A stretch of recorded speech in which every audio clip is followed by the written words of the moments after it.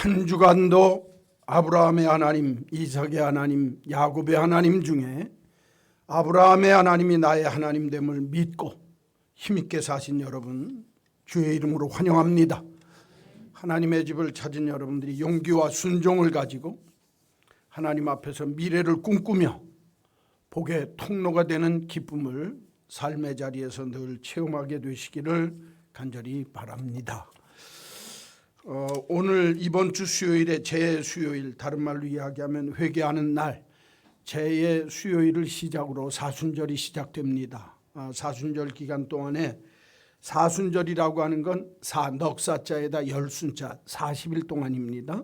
부활절 전에 40일을 사순절이라고 하는데, 그 사순절 동안에 우리가 신앙 부흥운동, 주님의 고난을 생각하면서 우리들이 믿음의 부흥을 일으키면 좋겠다 해서, 나는 생활 선교사입니다, 나는 가정 예배자입니다, 나는 익명의 봉사자입니다 라는 생각 가지고 특별히 부활절까지 한 명 이상씩 전도하는, 왜냐하면 요 기간 놓치면 또 봄바람 불고 그러면 또 신앙적으로 놓치기 쉽습니다. 그래서 전도하는 일에 힘쓰자 하는 내용입니다. 오늘 예배 후에 공동의회 모이니까 한 10분에서 15분 정도 걸리니까 여러분들 보고받고 통과시켜주고 가시면 좋겠다, 사료됩니다.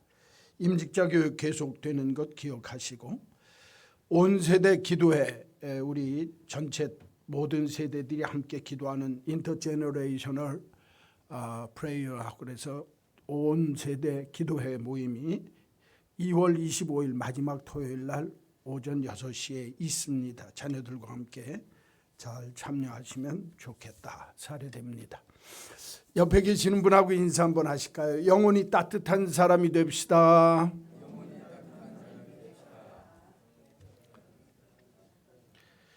주의 성도들아, 여호와를 찬송하며 그의 거룩함을 기억하며 감사할지어다. 아멘.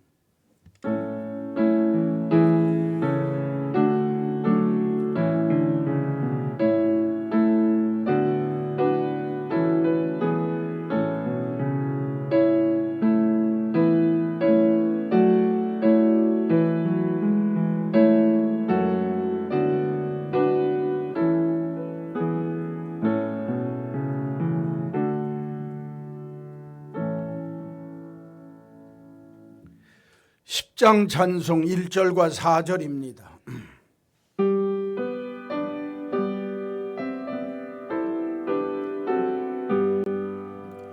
전능왕 오셔서 주 이름 찬송케 하옵소서. 영광과 권능에 성부여 오셔서 우리를 다스려 주옵소서. 성삼위일체께 한없는 찬송을 드립니다. 존귀한 주님을 영광 증배하고 영원히 모시게 하옵소서.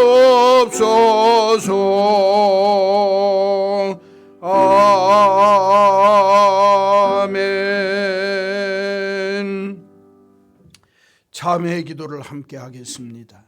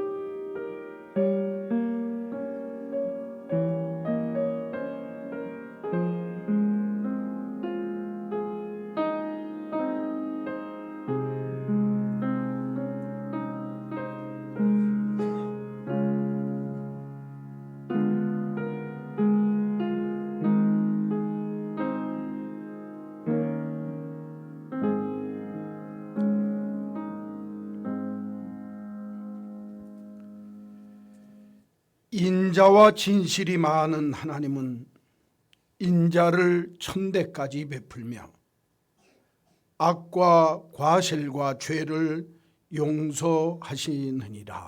아멘. 91장 찬양입니다.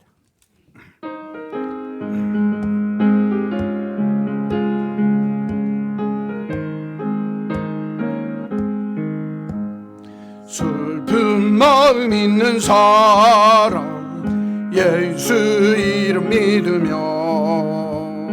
영원토록 변함없는 기쁜 마음 얻으리. 예수의 이름은 세상의 소망이요 예수의 이름은 전국의 기쁨일세. 거룩하신 주의 이름 너의 방패 삼아라. 환난 시험 당할 때에 주께 기도드려라.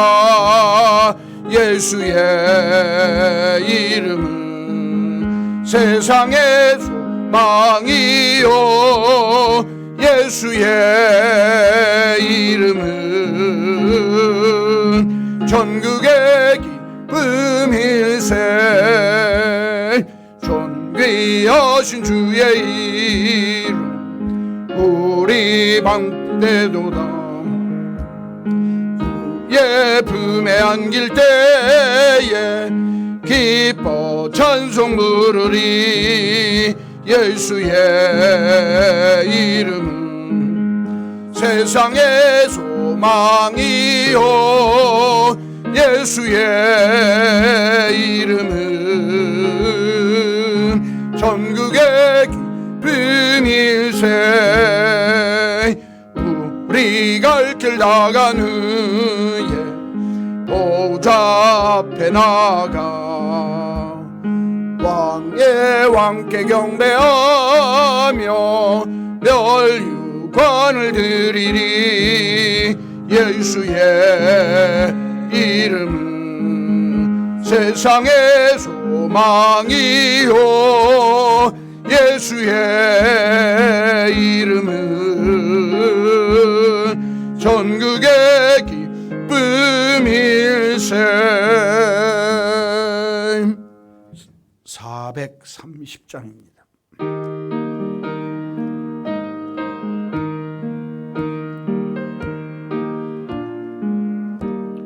주와 같이 길 가는 것 즐거운 일 아닌가.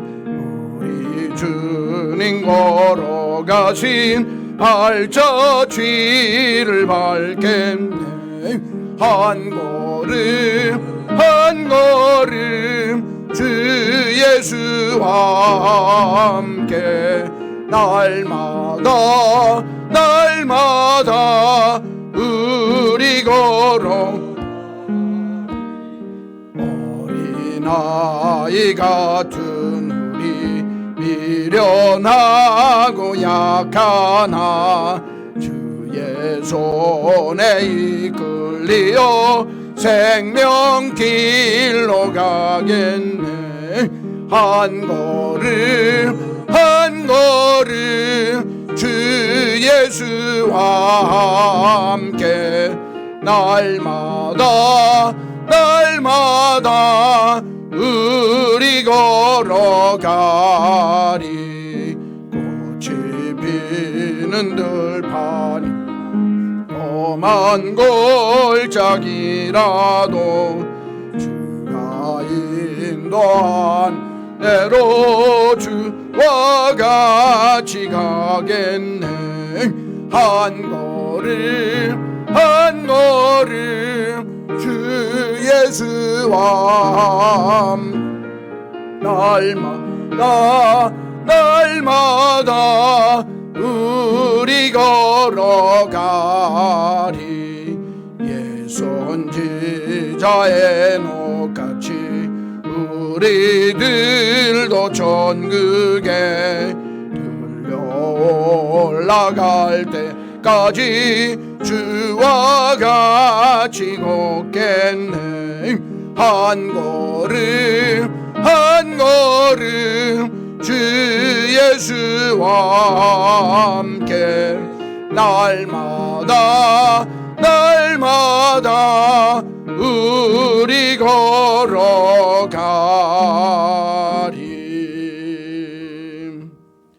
주님께서 가르쳐 주신 기도를 함께 기도합니다. 하늘에 계신 우리 아버지, 아버지의 이름을 거룩하게 하시며 아버지의 나라가 오게 하시며 아버지의 뜻이 하늘에서와 같이 땅에서도 이루어지게 하소서. 오늘 우리에게 일용할 양식을 주시고 우리가 우리에게 잘못한 사람을 용서하여 준 것 같이 우리 죄를 용서하여 주시고 우리를 시험에 빠지지 않게 하시고 악에서 구하소서. 나라와 권능과 영광이 영원히 아버지의 것입니다. 아멘.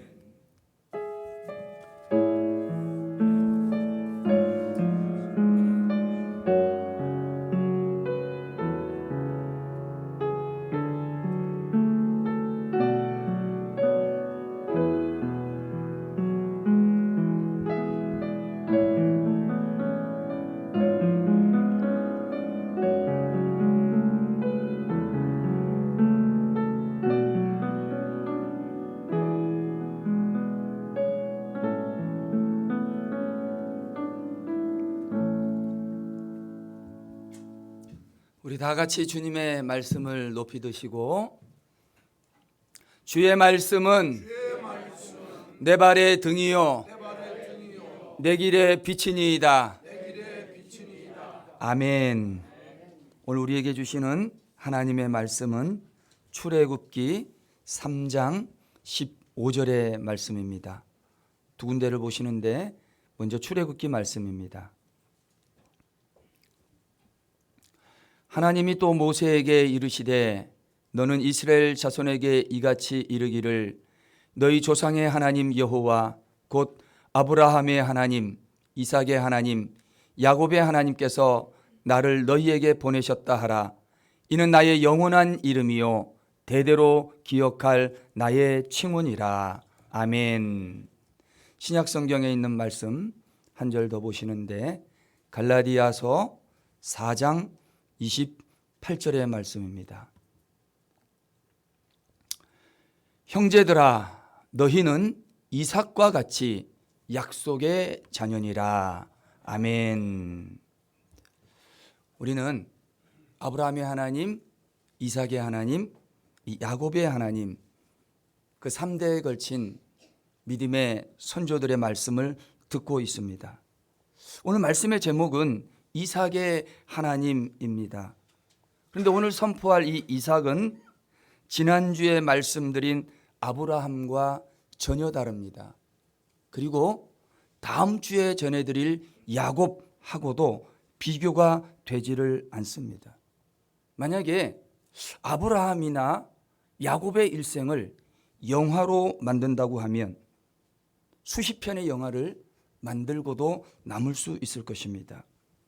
아브라함을 주인공으로 영화를 만든다면 갈 바를 알지 못하고 미지의 세계로 모험을 떠나는 어드벤처 영화가 될 수도 있을 것입니다. 야곱을 주인공으로 해서 영화를 만든다고 한다면 사랑하는 여인과 결혼하기 위해서 정말 7년을 수일같이 여겼던 아름다운 러브스토리의 영화가 될 수도 있습니다. 아니면 한 남자를 차지하기 위한 네 여인의 피 튀기는 싸움이 될 수도 있을 것입니다.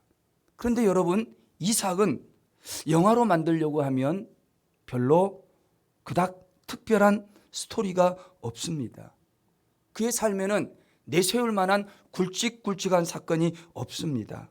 아브라함이나 야곱하고는 비교할 수 없습니다. 참으로 보잘것없습니다.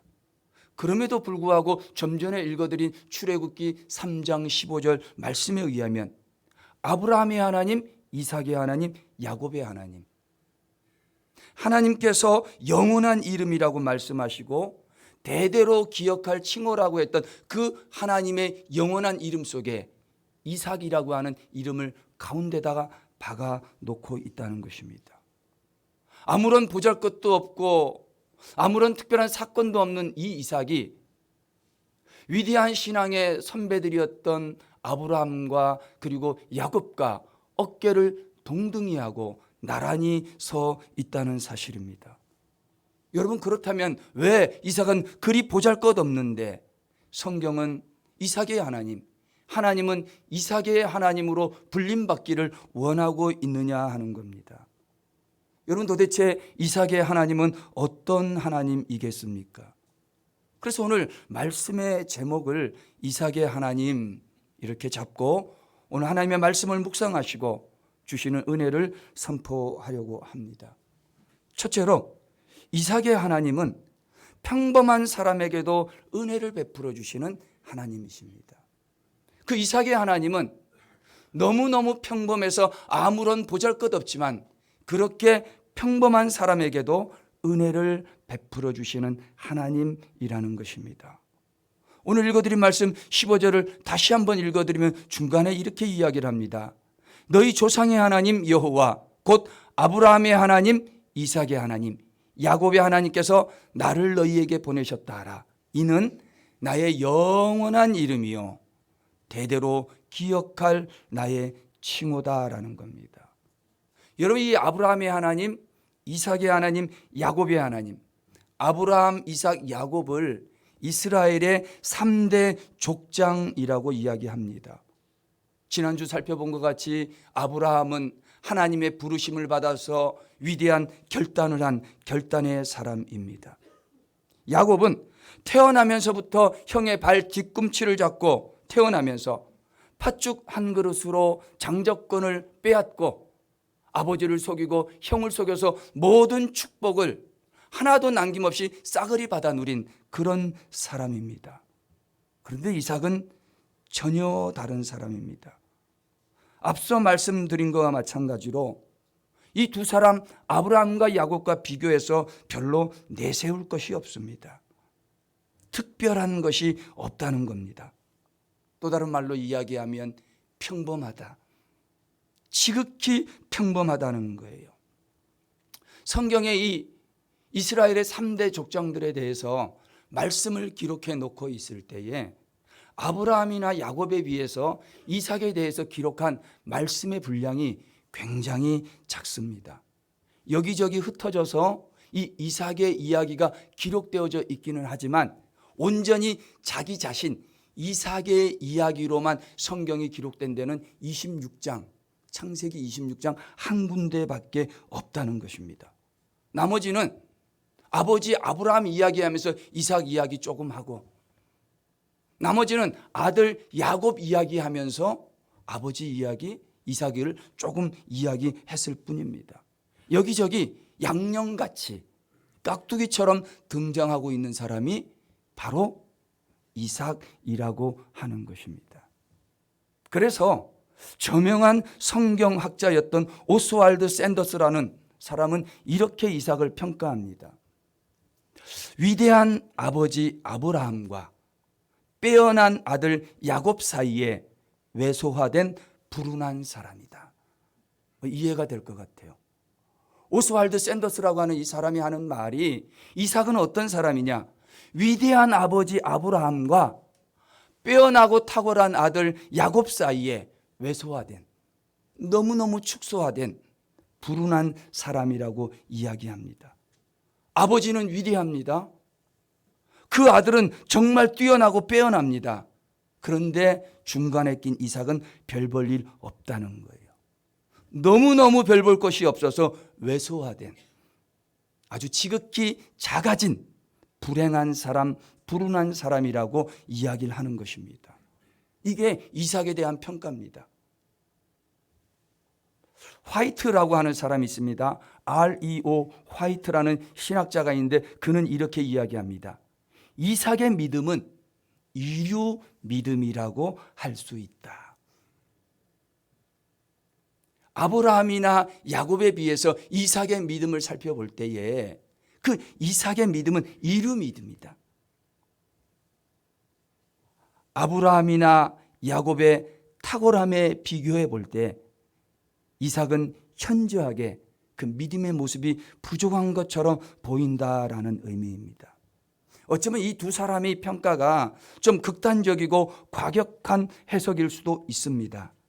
그러나 이삭에 대한 이런 평가가 오늘 저와 여러분들에게 분명히 가르쳐 주는 것이 있습니다. 그것은 이삭은 평범해도 너무 평범하다는 거예요. 정말 그 어떤 것이라도 갖다 붙일 것이 하나도 없는 지극히 평범한 사람, 아무것도 내세울 것이 없고 별 볼 일 없는 사람, 그래서 그저 그런 사람, 평범한 사람. 누구 같은 사람? 저나 여러분 같은 사람이라는 뜻입니다. 중요한 게 있습니다. 그렇게 별 볼 일 없고 그렇게 이루 믿음 같은 믿음의 소유자라 할지라도 하나님은 나는 이삭의 하나님이야 라고 부름받기를 간절히 원하고 계신다는 거예요. 하나님이 위대한 야곱의 하나님, 탁월한 아브라함의 하나님으로만 불려지기를 원하는 것이 아니라 평범한 이삭의 하나님, 왜소화된 지극히 작아진 이루 믿음의 소유자 같은 그런 이삭의 하나님이라고 불려지기를 원하고 계신다는 거예요. 그래서 영원히 불릴 이름, 대대로 기억할 나의 칭호, 그 속에 이삭의 이름을 한가운데 박아 놓고 있다 하는 말입니다. 사실 여러분, 이 말씀은 오늘 저와 여러분들에게 이게 복음이에요. 하나님이 왜소화된 이삭의 하나님, 이루 믿음의 소유자였던 그 이삭의 하나님이라고 불려지기를 원한다는 게 오늘 저와 여러분들에게는 이게 복음이라는 겁니다.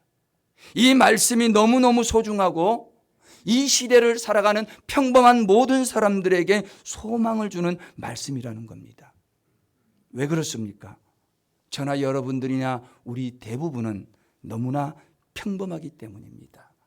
누구처럼? 이삭처럼. 평범한 사람이에요. 여러분 중에 아브라함처럼 위대한 결단을 할 만큼 그런 믿음을 가지신 분이 몇이나 있습니까? 우리들 가운데 야곱처럼 아버지 속이고 형 속여서 유산 다 차지할 만큼 사기꾼 기질을 가지고 있고 배포 큰 사람이 몇이나 있습니까? 저나 여러분 대부분은 빼어난 인류가 많기보다는 그저 평범한 이류들이 더 많기 때문입니다. 여기 이 이류라는 말이 비하하는 말이 아닙니다. 평범하다는 거예요. 아브라함이나 야곱에 비해서 탁월하지 못하다는 의미입니다.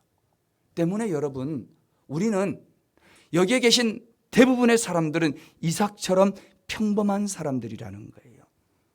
아니, 어쩌면 우리들은 이 평범함을 지나쳐서 어쩌면 왜소하고 너무너무 작아지고 주변에 잘난 사람, 주변에 똑똑한 사람에 비해서 나는 너무너무 왜소화된 작은 사람이고 어쩌면 인류가 되지 못하고 이류 인생밖에 살지 못하는 그리 별 볼 일 없는 인생일지도 모른다 하는 겁니다. 그러나 사랑하는 성도 여러분, 우리 하나님은 그런 평범한 인생에게 찾아오셔서 놀라운 은혜를 주시는 하나님이신 줄로 믿습니다. 만약에 하나님께서 위대한 사람, 빼어난 사람에게 은혜를 베푼다고 한다면 여러분, 우리같이 평범한 사람들이 받을 은혜가 어디에 있겠습니까? 왜소하고 이루 믿음의 소유자였던 그 이삭을 찾아가신 하나님은 그 이삭을 찾아가듯 나를 찾아오셔서 나를 위로하시고 은혜를 베풀어 주시는 나의 하나님이 되시는 줄로 믿습니다. 여러분, 그래서 우리가 평범한 인생을 살아도 너무너무 지극히 평범해서 아무 보잘것이 없다 할지라도 아니 왜소하고 남들과 비교해 볼 때 아무것도 내세울 만한 없는 비교하면 비교할수록 작아지기만 하는 나라 할지라도 어떻게 인생을 살다 보니까 실패한 이류 인생 같은 그런 삶을 산다 할지라도 그러나 우리는 평범하기에 소망이 있는 줄로 믿습니다. 너무너무 중요합니다. 때문에 여러분, 오늘 우리가 이 땅에 믿음의 삶을 살 때 저는 이렇게 기도해야 한다고 말씀드리고 싶습니다. 주님, 나는 너무 평범합니다. 주님, 내가 이 세상에 많은 사람들과 어깨를 나란히 하고 살아가기에는 나는 너무나 보잘것이 없습니다. 주님, 나는 내가 봐도 부족한 것 투성이입니다. 그러나 하나님, 평범한 이삭을 찾아가신 그 하나님, 그리고 그 이삭을 축복하신 하나님께서 주님, 오늘 나도 축복해 주실 줄로 믿습니다. 그렇게 기도하셔야 되는 거예요. 저는 이삭의 하나님이 분명 나의 하나님이라고 한다면 그 이삭의 하나님이 오늘 우리들을 찾아오셔서 평범한 자에게 베푸시는 은혜를 넘치도록 부어 주실 줄로 믿습니다. 이게 첫 번째입니다. 이삭의 하나님은 탁월한 아브라함의 하나님도 아니요, 빼어난 야곱의 하나님도 아닌 지극히 평범한 사람을 찾아오셔서 은혜를 베푸시는 그런 하나님, 그 하나님이 저와 여러분의 하나님이 되시기를 주님의 이름으로 축원합니다. 이 첫 번째입니다. 두 번째로 그 이삭의 하나님은 어떤 하나님이냐면 묵상하는 자에게 응답하시는 하나님이시다는 거예요. 창세기 24장 16절부터 61절부터 67절까지 말씀인데요, 제가 63절 말씀 한 절만 읽어드릴게요. 63절 말씀에 보면 이렇게 기록이 되어져 있습니다. 이삭이 저물 때에 들에 나가 묵상하다가 뭐하다가? 묵상하다가 눈을 들어보매 낙타들이 오는지라라고 이야기를 합니다. 보통 창세기 24장을 말할 때에 그 이삭의 결혼장이라고 이렇게 이야기합니다. 그 24장이 이삭 개인만을 위한 그 이야기가 기록되어져 있지는 않지만 전체적인 내용이 뭐냐면 이삭의 결혼 과정이 기록되어져 있는 말씀입니다. 읽어드린 이 말씀은 아브라함의 늙은 종이었던 엘리에셀이 그 아브라함의 명령을 받아서 고향 하란으로 그 신부감 데리러 갔다가 돌아올 때쯤에 있는 이야기의 말씀을 기록해내고 있는 거예요. 엘리에셀이 하란까지 가서 거기서 신부감을 가지고 돌아오고 있습니다. 저녁이 되어 해가 저물 때가 되었는데 낙타를 타고 내 신랑이 기다리고 있는 그곳으로 오고 있는데 가만히 보니까 낙타 위에서 이렇게 보니까 한 사람이 들에서 배회하고 있더라. 리브가가 이삭을 보니까 배회하고 있는 것처럼 보였나 봅니다. 리브가의 눈에는 그게 배회, 왔다 갔다 하는 것처럼 보였을지는 모르지만 오늘 우리가 읽은 성경에 의하면 성경은 이삭이 저물 때에 들에 나가 뭐하다가? 묵상하다가 눈을 들어보니까 낙타가 왔다는 거예요. 아무리 리브가가 보기에 배회하는 것처럼 보인다 할지라도 지금 이삭은 무엇을 하고 있는 것입니까? 묵상을 하고 있는 것입니다. 이 묵상이라고 하는 단어, 오늘 본문의 창세기 24장 63절에 기록되어져 있는 이 묵상이라고 하는 단어는 히브리어 수아흐라는 단어예요. 수아흐. 근데 놀라운 건 뭐냐면 여기에 기록된 수아흐라고 하는 단어는 구약 성경에 딱 한 번 기록되어 있어요. 그 어디에 기록되어 있습니까? 여기에 24장 63절에. 성경에 묵상이라고 하는 단어가 여러 가지 단어가 있고 많이 사용되어져 있습니다. 시편에도 되어 있고 여러 군데 이 묵상이라고 하는 단어가 있지만 특별히 수아흐라고 하는 단어는 여기에 딱 한 번 사용되어져 있습니다. 그러니까 한 번 사용된 단어이니까 그 뜻을 100% 완전히 해석해서 이해하기는 쉽지가 않습니다. 그런데 성경학자들이 이 묵상, 수아흐라고 하는 단어를 두 가지로 해석을 합니다. 하나는 말 그대로 묵상하는 거예요. 그건 되새김질하는 거예요. 미디에이트라고 해가지고 그것을 생각하고 또 생각하고 또 생각하는 거예요. 하나님의 말씀을 깊이 마치 소가 여물을 위 안에서 돌려가면서 씹고 또 씹고 또 씹고 완전히 소화시키는 것처럼 그것을 이야기할 때 수아흐라는 겁니다. 또 다른 하나의 뜻은 뭐냐면 그것은 기도하다라는 거예요. 영어 성경 가운데 가장 권위 있는 성경을 우리는 킹 제임스 버전 KJV 성경이라고 이야기를 합니다. 흔적력 성경이라고 이야기를 하는데 이 성경의 오늘 본문 나나주에 보면은 이 수아의 묵상이라고 하는 그 단어의 나나주에 보면은 어떤 단어가 기록이 되어져 있냐면 기도하다라고 기록이 되어져 있다 하는 겁니다. 결국에 이삭이 들에 나가 해질녘에 묵상하고 있다가 낙타들이 오는 것을 봤다 하는 그 묵상이라고 하는 단어는 이삭이 하나님의 말씀을 깊이 되새김질하고 있었던 것입니다. 또 다른 말로 이야기하면 이삭이 자기의 신부감이 오기를 기다리고 있으면서 그는 기도하고 있었다는 것입니다. 결국 이삭은 자기 집안의 늙은 종 엘리에셀이 자신의 아내를 데려오기까지 그냥 앉아서 기다리고만 있었던 것이 아닙니다. 그는 매일 저녁 하란에서 돌아오는 길목에 들녘에 나가서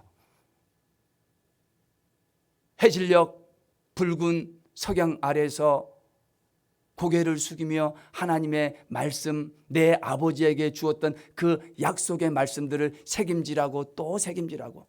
주님, 내가 나이 40이 됐는데 장가를 못 갔습니다. 그런데 주님께서 우리 아버지에게 말씀하지 않았습니까? 너의 몸에서 난 씨가 하늘의 별과 같이 땅의 모래같이 많아질 거라고 말씀하지 않았습니까? 좋은 신분감 하나님 그 주님의 약속의 말씀들이 이루어질 줄로 믿습니다. 책임지라고. 지금 이 이삭이 거주하는 곳에서 하란까지의 그 길이가 800km예요. 왕복 1600km. 사람의 거리로 왔다 갔다 하면 아마 한 40일 정도 한 번도 쉬지 않고 갔다 와야 될 거리에 있는 거예요. 거기에 갔을 때 돌아오기까지, 내 아내가 돌아오기까지 해질녘이면 그 붉은 노을 아래 내려가서 고개를 숙이며 하나님이 약속했던 그 약속의 말씀들을 묵상하고 있었다는 것입니다. 그뿐입니까? 주님이 내게 보내줄 여인은 이런 여인이 됐으면 좋겠습니다. 주님, 내 아내는 이런 아내가 됐으면 좋겠습니다. 여러분, 자매들이요, 형제들을 선택할 때 어떤 남자를 선택해야 되냐면 아브라함이나 야곱 같은 사람은 안 돼요. 이삭 같은 사람이 좋아요. 자기의 신부감을 위해서 약속된 하나님의 말씀을 묵상하고 그리고 그 아내를 위해서 기도하는 남자. 여러분, 정말 멋지지 않습니까?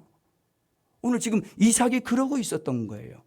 그런데 그렇게 묵상을 하면서 아내를 기다리고 있었던 그 이삭에게 어떤 일이 일어났습니까? 그게 창세기 24장 67절 말씀이에요. 말씀은 이렇게 기록을 합니다.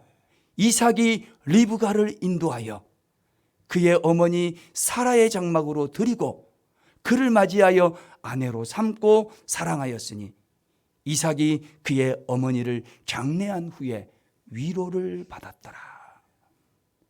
여러분, 이때가 언제쯤이냐면 그 이삭의 어머니 장례가 끝났는지 한 3년쯤 됐을 때라는 거예요. 근데 이때쯤 신부가 온 것을 보고 위로를 받았다라고 하는 거 보면 이삭이 그 어머니에 대한 사랑이 특별했다 하는 것을 알 수가 있습니다. 그런데 그렇게 어머니를 잃고 상심 중에 있고 그 상처가 깊이 있을 때에 그런데 묵상하던 중에 기도한 중에 아내 리브가를 맞이했고 묵상하며 기도하는 중에 가정을 이루었다는 거예요. 그렇게 해서 이룬 아내가 나에게 큰 위로를 주더라는 겁니다. 여러분, 이게 왜 중요한지 아십니까? 아브라함, 이삭, 야곱 이스라엘 3대 족장 중에 오직 한 여인하고만 끝까지 부부관계를 유지한 사람은 누구 하나밖에 없다? 말 안 해도 잘하시네. 이삭 하나밖에 없는 거예요.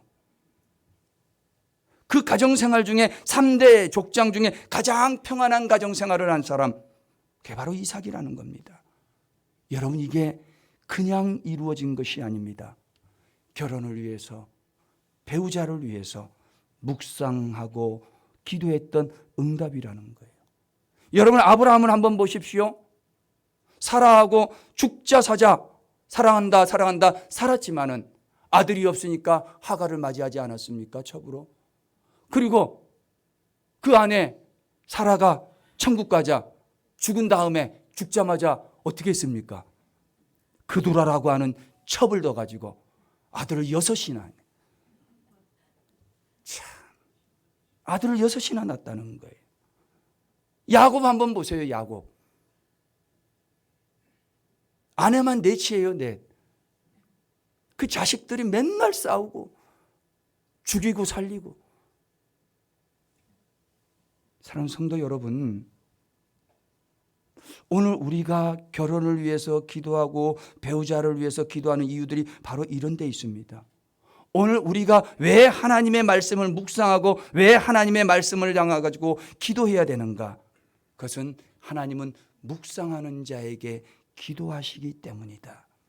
묵상하는 자에게 응답하시기 때문이다라는 거예요. 사랑하는 성도 여러분, 혹시 여러분 가운데 나는 왜 너무나 이렇게 평범하지? 나는 왜 남들처럼 능력이 많지 않지? 나는 왜 남들처럼 강력한 집념이 없지? 나는 왜 왜소하지? 내 인생은 왜 이류 같은 인생이지? 혹시라도 이렇게 생각하시는 분이 있으십니까? 그러면 이삭의 하나님을 기억하십시오. 놀랍도록 큰 믿음도 없고 빼어난 탁월함도 없지만 우리가 여러분 간절히 기도할 수는 있지 않습니까? 우리가 여러분 하나님의 말씀을 묵상할 수 있지 않습니까? 여러분, 이삭의 하나님은 묵상하는 자, 기도하는 자에게 응답하시는 하나님이신 줄로 믿습니다. 여러분 때문에 평범해도 괜찮습니다. 능력이 없어도 괜찮아요. 때로 의지가 너무 약해서 세웠다가 포기하고 세웠다가 포기하고 그래도 괜찮습니다. 왜소해도 괜찮습니다. 내 삶이 이류 같아도 괜찮습니다. 왜요? 하나님은 평범한 사람을 기억하고 있기 때문에, 우리가 부족하기 때문에 간절히 기도할 수 있기 때문에, 우리가 약하기 때문에 하나님이 우리에게 찾아오시기 때문에, 우리가 왜소하기 때문에, 그래서 아무것도 할 수 없기 때문에 하나님은 도와주시기 때문에 내 인생이 이류이기에 하나님이 붙들어주고 역사에서 이끌어 주시기 때문에 우리는 평범해도 괜찮은 줄로 믿습니다. 사랑 우리 한마음교회 성도 여러분, 이삭의 하나님은 묵상하는 자에게 응답하시는 하나님이십니다. 저는 저와 여러분이 하나님의 말씀을 묵상하고 하나님 앞에 간절히 기도함으로 이삭이 받았던 응답의 역사가 저와 여러분 삶에도 넘치게 되어지시기를 주님의 이름으로 축원합니다. 이게 두 번째입니다. 이삭의 하나님, 묵상 중에 응답하시는 하나님. 마지막 세 번째로 이삭의 하나님은 어떤 하나님이십니까? 마지막 셋째로 이삭의 하나님은 온유한 자를 이기게 하시는 하나님이다. 창세기 26장 1절부터 33절까지 긴 말씀인데 26절로 29절에 있는 말씀을 읽어드리도록 하겠습니다. 자막에 보시면 아비멜렉이 그 친구 아우삭과 군대장관 비굴과 더불어 그랄에서부터 이삭에게 온지라. 이삭이 그들에게 이르되 너희가 나를 미워하여 나에게 너희를 떠나게 하였거늘 어찌하여 내게 왔느냐? 그들이 이르되 여호와께서 너와 함께 계심을 우리가 분명히 보았으므로 우리의 사이 곧 우리와 너 사이에 맹세하여 너와 계약을 맺으리라 하였느니라. 29절 말씀 보시면 너는 우리를 해하지 말라. 이는 우리가 너를 범하지 아니하고 선한 일만 내게 행하여 내게 평안히 가게 하였음이라. 이제 너는 여호와께 복을 받은 자니라 기록을 합니다. 여러분, 이 말씀 우리가 잘 아는 말씀 아닙니까? 이거 24장이 이삭의 결혼장이다라고 이야기를 했지만 자기 단독으로 기록된 것은 아닙니다. 오히려 이 26장의 말씀이 이삭 개인에 대해서 집중적으로 전체로 이삭 이야기야만 기록해 놓고 있는 말씀입니다. 이 말의 의미는 뭐냐면 26장에 이삭 전체 온전히 기록이 되어져 있기 때문에 이 26장을 잘 이해하면 이삭의 성품, 이삭의 삶의 특징을 잘 알 수 있다는 내용이에요. 그 26장의 말씀의 내용이 뭐냐면 간단합니다. 이삭 시대에도 아브라함 때처럼 흉년이 들었다는 겁니다. 흉년이 들었지만은 이삭이 하나님의 말씀에 순종하여서 그래서 100배의 결실을 거두게 됩니다. 100배의 결실을 거두게 되니까 블레셋 사람들이 시기를 합니다. 회방을 하더라는 겁니다. 그래서 이 26장에는 소위 말하는 우물전쟁이 시작이 됩니다. 무슨 전쟁? 우물전쟁. 이 창세기 26장에는 이삭이 모두 몇 개의 우물을 파냐면 7개의 우물을 팝니다. 그런데 이 7개의 우물을 파는 과정이 굉장히 깊은 의미가 있습니다. 우물을 파면 메꾸고 또 다른 데 양보하고 가면은 거기 쫓아오고 거기서 우물 파면 또 메꿔버리고 양보하고 떠나면 또 찾아오고 그러기를 몇 번? 4번, 5번 그렇게 하더라는 거예요. 5번째 우물을 파니까 더 이상 쫓아오지를 않습니다. 그리고 6번째 우물을 파고 7번째 우물을 다 파게 되더라는 겁니다. 그런데 여러분, 참 신기한 것은 그렇게 괴롭히고 빼앗고 핍박을 해도 그 이삭이라고 하는 이 사람이 단 한 번도 화를 내지 않는 것입니다. 목축을 하는 목축업자들에게 이 우물은 생명 같은 것이고 그 우물이 있어야 나도 먹고 살고 짐승들도 먹이게 되는데 그것을 빼앗는데도 화를 안 내요. 그것을 빼앗는데도 빼앗기지 않으려고 대적을 하진 않습니다. 그게 내 사업의 터전이고 미천인데 여러분의 사업 미천 터전 빼앗으려고 누가 싸움 걸어오면 여러분 어떻게 하실래요? 싸워야지. 싸우기만 합니까? 너 죽고 나 살자. 그래야 정상입니다. 그런데 여러분, 이삭은 한 번도 대적을 하거나 싸움을 하지 않습니다. 양보하고 또 양보했더니 그게 놀라운 일들이 나타나더라는 거예요. 아까 읽은 말씀에 보니까 아비멜렉의 친구 아우삭과 군대장관 비고를 데리고 그랄에서부터 찾아온 거예요. 어떻게 보면 이삭은 이때 깜짝 놀랐을지도 몰라요. 예전에는 종들이 와서 빼앗더니 이번에는 왕이 직접 오고 그것도 군대장관을 데리고 오고 친구도 데리고 오니까 슬쩍 겁먹을 수도 있습니다. 도대체 이게 무슨 말인가? 그래서 이삭이 이렇게 말을 하는 겁니다. 27절 말씀에 이삭이 그들에게 이르되 너희가 나를 미워하여 나에게 너희를 떠나게 하였거늘 어찌하여 내게 왔느냐? 너 나 미워해서 떠나가게 하지 않았느냐? 그런데 왜 왔느냐? 라고 말하고 있는 거예요. 그랬더니 아비멜렉이 28절과 29절에 하는 말이 그들이 이르되 여호와께서 너와 함께 계심을 우리가 분명히 보았다. 우리 사이에 맹세해서 계약을 좀 맺었으면 좋겠다. 너는 우리를 해하지 말라. 전에는 누가 했습니까? 자기들이 했죠. 이는 우리가 너희를 범하지 아니하고 선한 일만 내게 행하여 내게 평안히 가게 하였습니다. 이런 걸 뭐라 그래요? 순 거짓말. 언제 평안히 가라 그랬습니까? 우물 빼앗아 쫓아보냈죠. 그런데 여러분, 삶의 역전이 일어나는 거예요. 상황이 바뀌는 겁니다. 너는 우리를 해하지 말라. 여러분 놀랍지 않습니까? 대적을 하지도 않았습니다. 화를 낸 적도 없습니다. 폭력을 사용한 적도 없습니다. 아니 단 한 번도 그런 적이 없습니다. 양보만 했습니다. 억울하지만 그래도 달라 그러면 비켜주고 또 달라 그러면 또 양보하고 시비 걸면 피해서 또 다른 데로 가고 이런 사람을 뭐라 그럽니까? 바보. 그런데 그렇게 하는 거예요. 그런데 상황이 역전됩니다.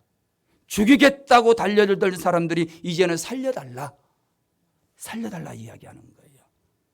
여러분, 이것은 하나님의 특별하신 도우심 말고는 설명이 되지를 않습니다. 로마서 12장 21절 말씀에 이런 말씀이 있습니다. 악에게 지지 말고 선으로 악을 이기라. 악에게 지지 말고 선에게 악을 이겨라. 사람들이 나에게 시비를 걸고 나를 힘들게 하고 나를 괴롭게 하고, 그러나 그런다 할지라도 악을 악으로 갚지 말고 악을 선으로 갚아라. 악을 선으로 갚으면 마지막엔 선으로 악을 이기게 되리라. 그렇게 말씀하고 있는 거예요. 원수의 입술에서 항복 선언이 나오게 하는 것입니다. 이방인의 입술로 하나님을 찬양하게 만드는 겁니다. 다른 말로 이야기하면 온유한 자가 이기게 된 줄로 믿습니다. 여러분, 양보하다 보니까 변화가 나타나는데 어떤 변화가 나타나냐면, 첫 번째는 상대방이 변화되는 거예요.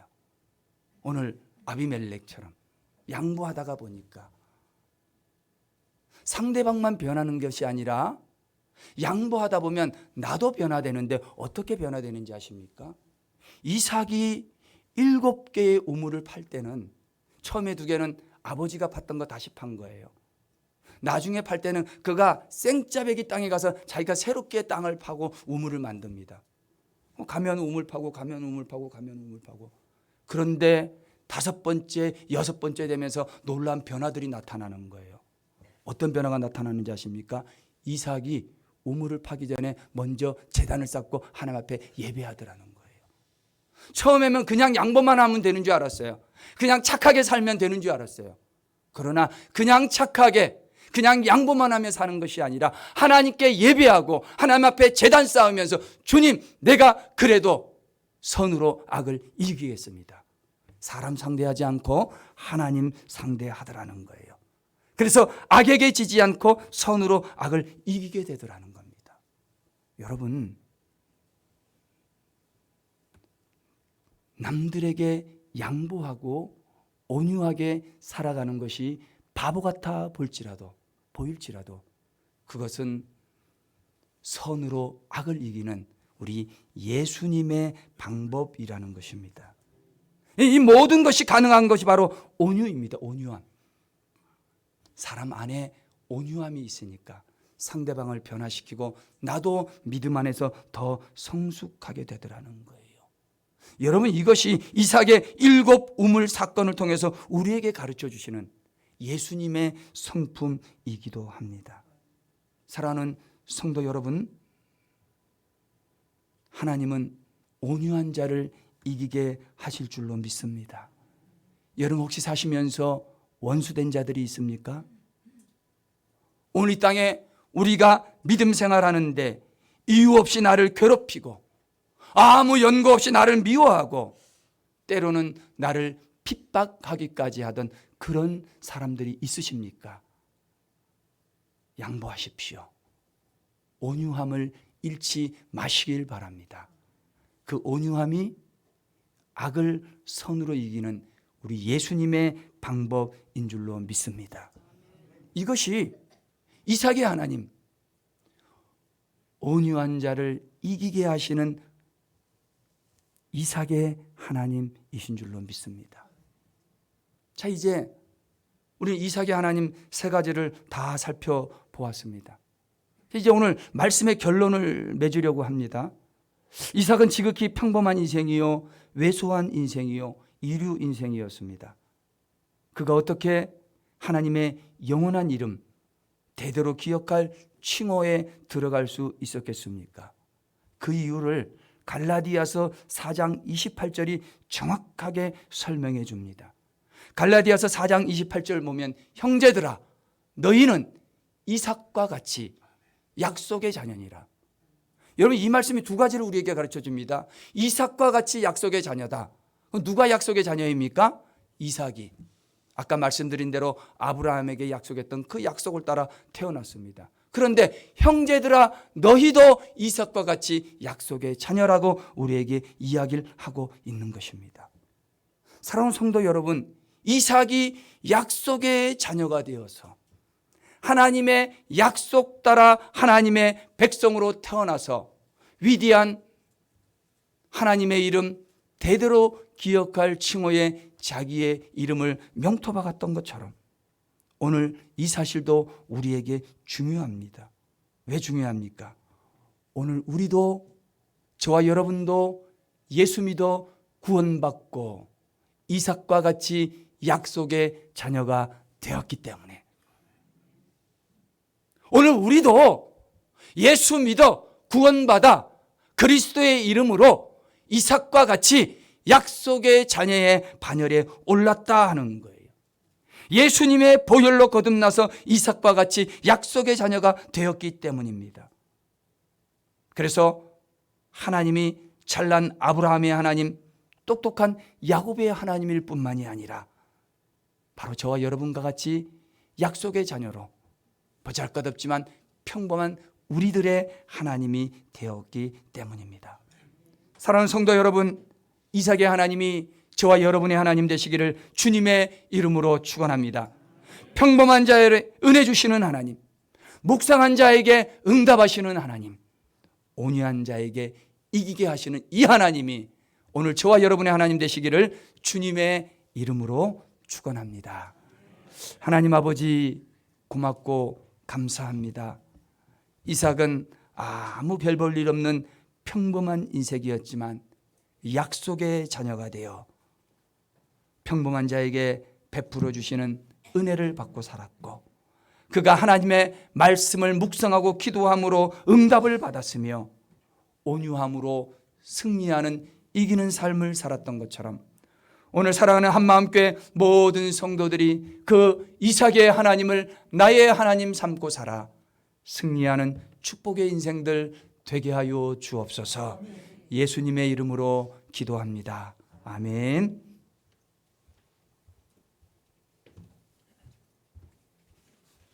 말씀 생각하시면서 215장 1절과 3절 부르시면서 봉헌하겠습니다.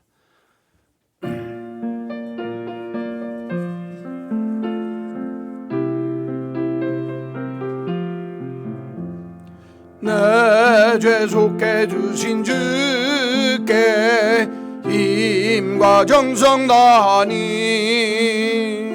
나의 온갖 언행심사 주를 위한 것일세.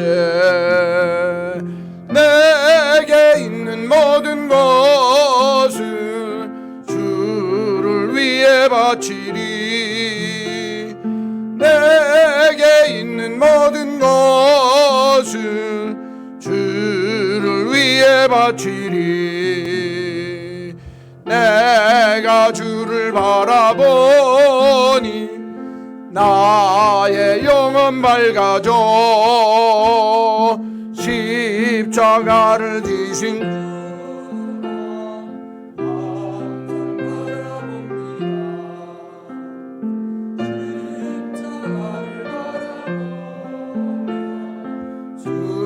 주만 따라가리라. 십자가 바라보며 주만 따라가리라.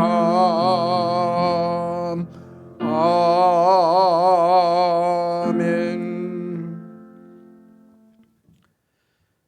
아브라함, 이삭, 야곱의 하나님이 나의 하나님 됨을 말씀으로 분명히 알게 하시고 깨닫게 하신 하나님, 오늘도 이 이삭의 하나님이 나의 하나님 됨을 분명히 알고 하나님 기뻐하는 믿음의 모습으로 평범 속에 은혜 주심에 감사하며 묵상하며 기도하는 자에게 응답하시는 하나님을 알아 기도하며 살게 하시고 온유한 자에게 이기게 하시며 승리케 하시는 하나님의 역사를 믿어 삶의 자리에 보잘것없는 인생이지만 늘 하나님 믿고 의지하며 살 수 있도록 믿음 주셔서 이 자리에 서게 하심을 감사합니다.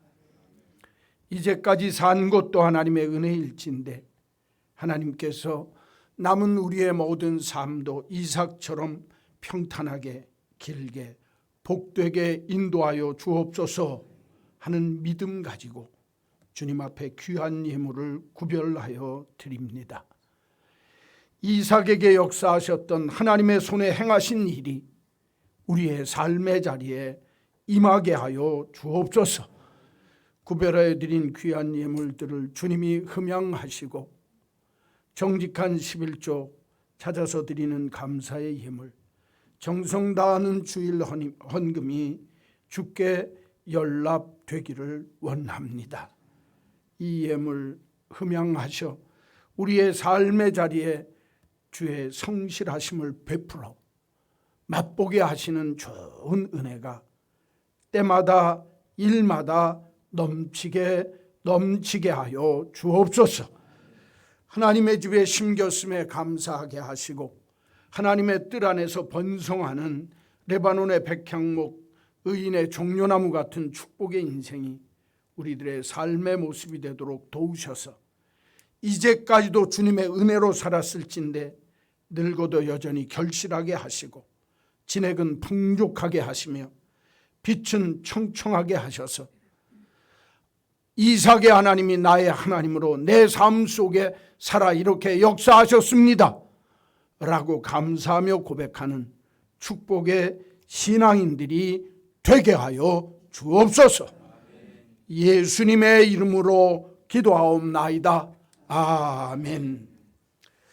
우리 구주 예수 그리스도의 크신 은혜와 하나님 아버지의 무궁무진하신 크신 사랑하심과 성령님의 감동, 감화, 역사, 교통하심이 이삭의 하나님이 나의 하나님 됨을 믿고 평범한 내 삶 속에 기도하는 삶을 통하여 하나님께서 온유한 성품으로 삶의 승리를 매 순간 체험하기를 소원하는 한마음 온 믿음의 식구들 머리 위에 이제로 영원히 있을지어다.